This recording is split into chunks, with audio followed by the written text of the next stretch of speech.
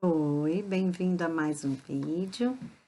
Neste vídeo, nós vamos falar do segundo capítulo de rigidez, ainda do livro As Dores da Alma, e vou repetir o mesmo discursozinho, por favor, aos que estão entrando agora, estão assistindo o meu vídeo, curtam ou deixem comentários do que vocês gostaram, do que não gostou também, certo?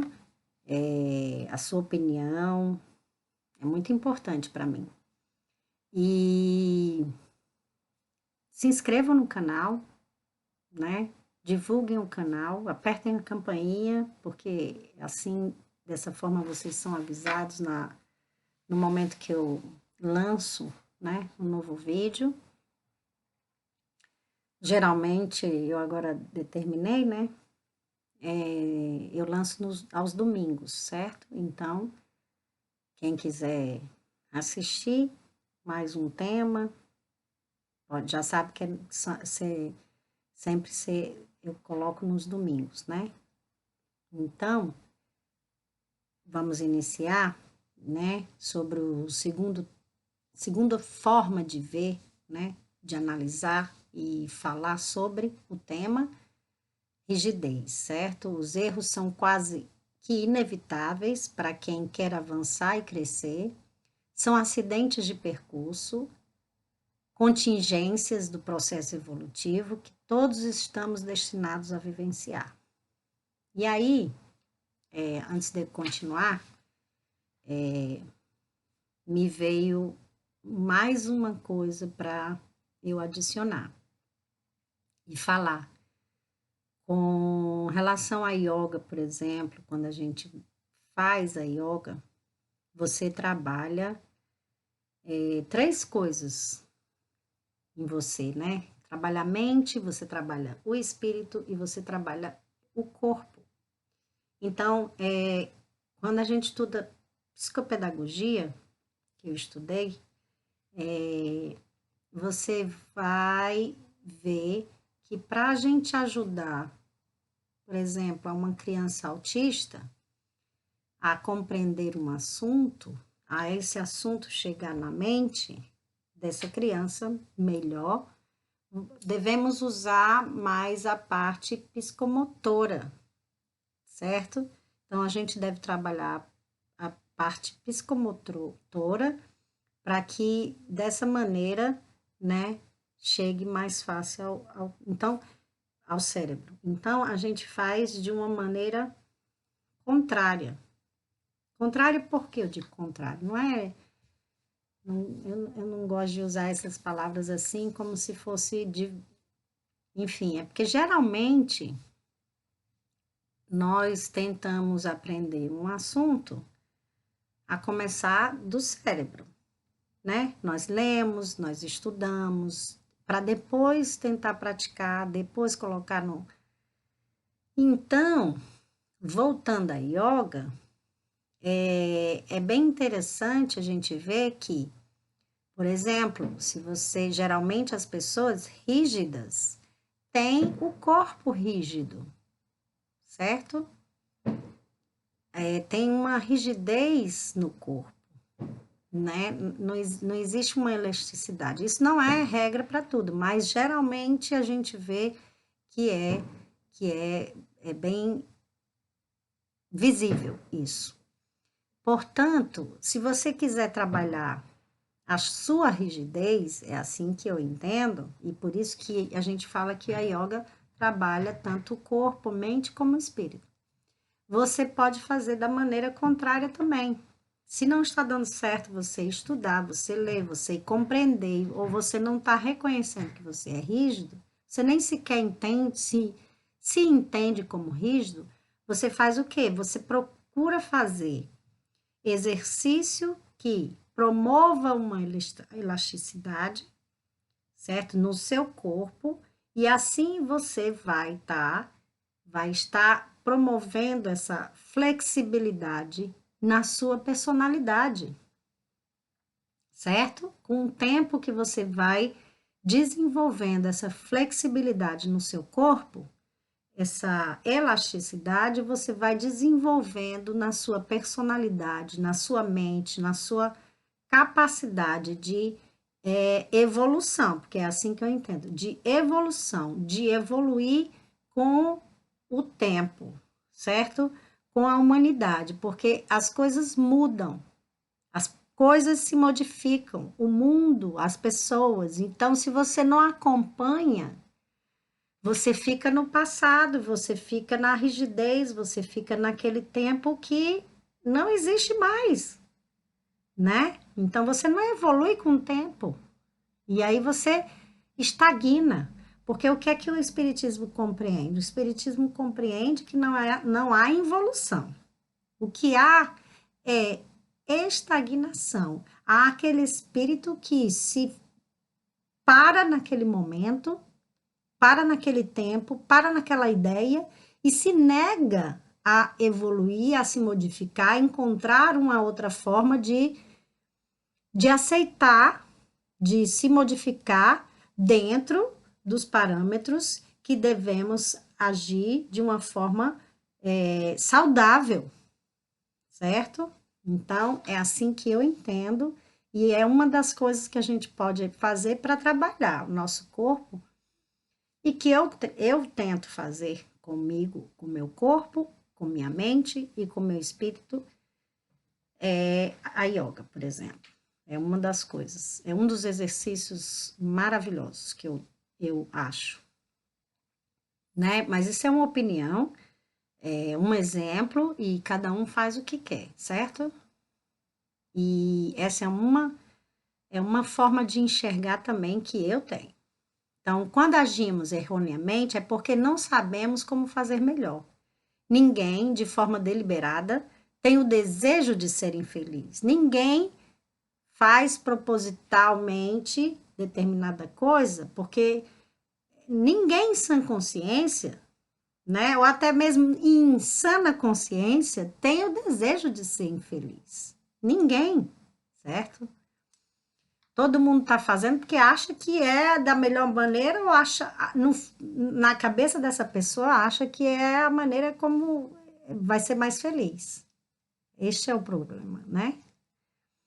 Então, continuando, portanto, ninguém escolhe o pior.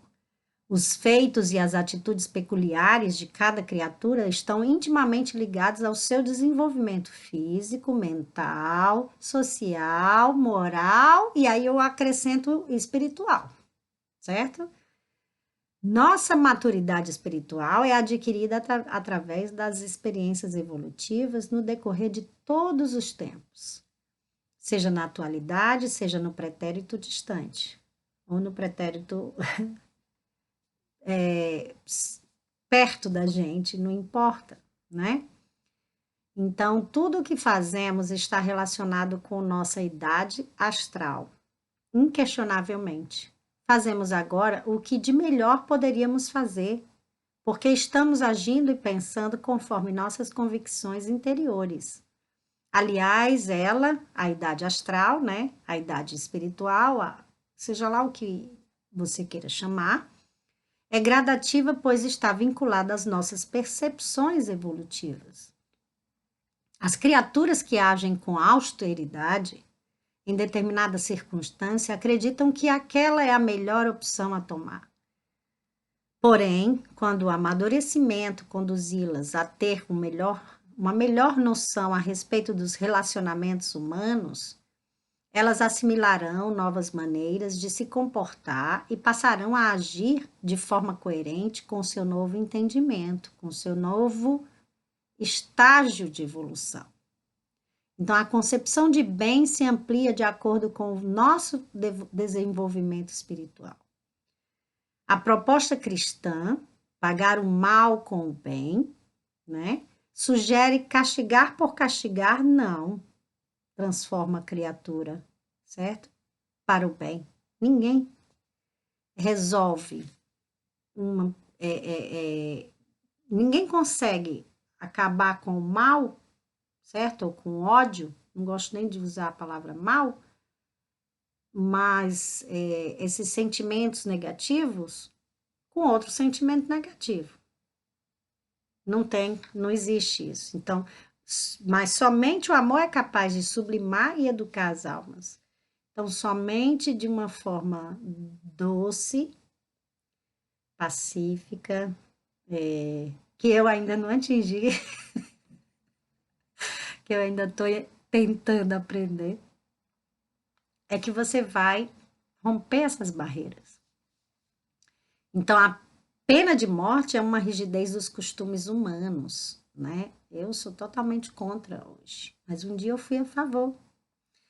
Mais uma vez, se você levar em consideração a história da humanidade, se a gente tem reencarnação, se a gente participou de todos os outros séculos, por exemplo, se é uma alma velha, então você fez tudo que são essas coisas negativas do passado, e que ainda hoje, infelizmente, você vê pessoas discursando a favor da pena de morte.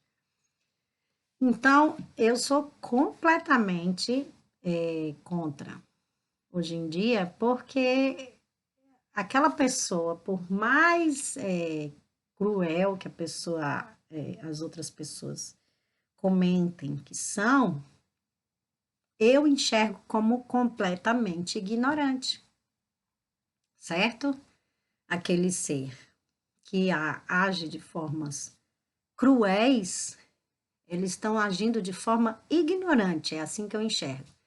E como eu compreendo que não temos só uma vida, eu sei que ao invés de ajudá-lo, ao invés de se livrar daquela pessoa, para mim, ao meu ver, se torna até pior, certo?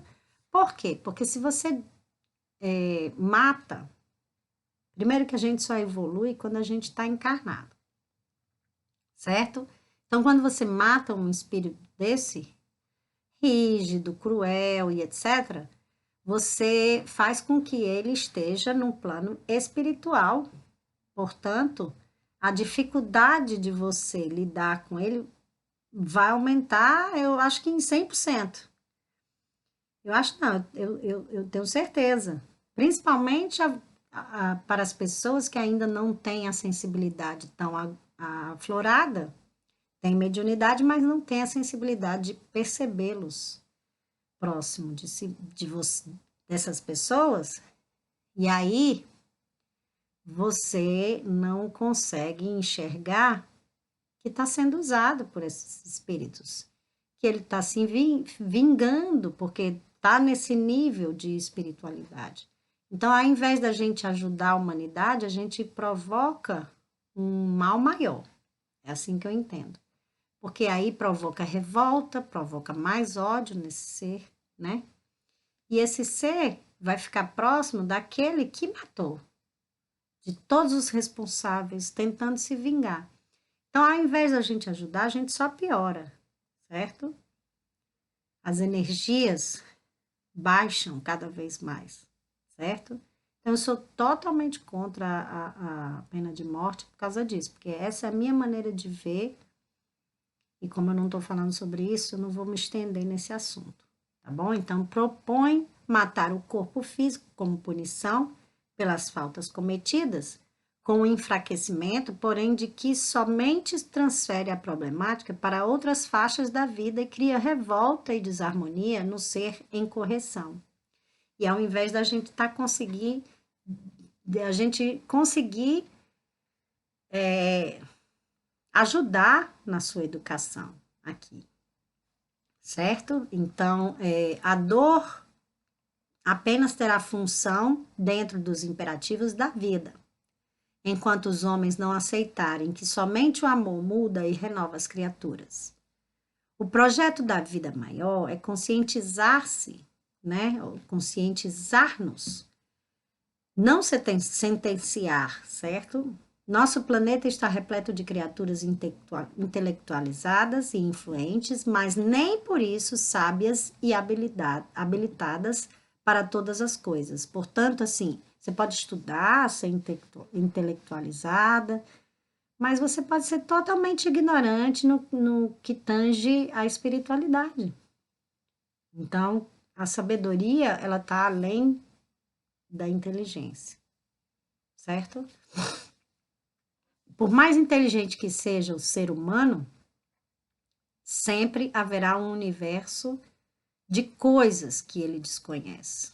Sempre haverá coisas que ele é totalmente ignorante. Então, muitas pessoas matam, roubam e mentem sem vacilação alguma, mas será que sabem perfeitamente que isso não é certo? Eu repito o que eu acabei de falar ainda há pouco, que eu vejo que eles não sabem. Eles podem saber que está fora da lei, mas eles não sabem o grau de problemática que ele está provocando para ele mesmo. Ele não tem uma consciência espiritual. Entende? Estar no intelecto não é a mesma coisa que estar na profundeza da alma. Ter informações e receber orientações não é a mesma coisa que integralizar o ensinamento ou mesmo saber por inteiro. A gente estudar, a gente ler, a gente saber, ter decorado palavras não quer dizer que você tenha aprendido, ou seja, que saiba fazer, colocar em prática. Porque o que está no nosso espírito, não necessariamente você precisa repetir como uma gravação, por exemplo, como um vídeo, como uma fala decorada. Simplesmente você faz, já virou automático no espírito, né?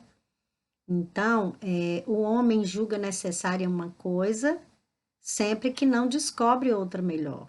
A proporção que se instrui vai compreendendo melhormente o que é justo e o que é injusto, e repudia os excessos cometidos nos tempos de ignorância, em nome da justiça. E da melhora do próprio espírito, né? Eu entendo que até, assim, da luta pela felicidade, porque quanto mais você evolui, mais você se sente mais leve. Você enxerga as coisas de uma maneira mais leve. Você sofre de uma maneira até para sofrer é diferente, certo? Porque não é que não, eu não acredito que deixemos de sofrer. Eu acredito que a gente enxergue de forma diferente. O mundo e a vida, ela abre e tem cores diferentes. É dessa maneira que eu enxergo e entendo hoje. Os erros são quase que inevitáveis para quem quer avançar e crescer. É quase inevitável, impossível não errar para a gente poder avançar, certo? A gente vai estar sempre errando e o fato de aceitar e de não ficar num grau de culpabilidade, de autopunição, é importante para a evolução, certo? Então, são acidentes de percurso, contingências do processo evolutivo que todos estamos destinados a vivenciar.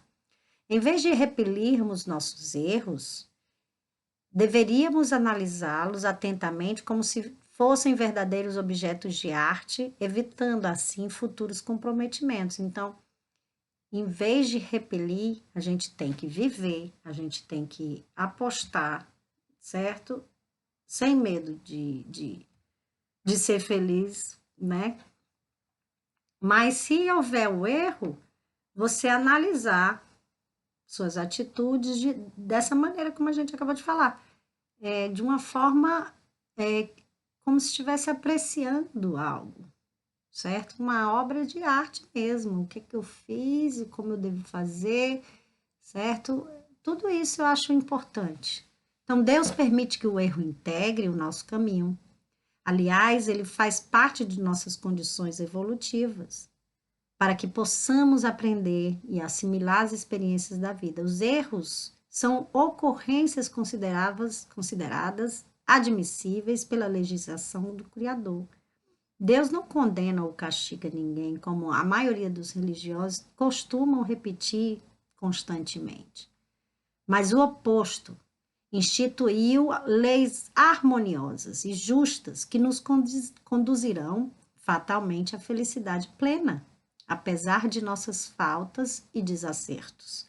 Porque então, usar de rigidez?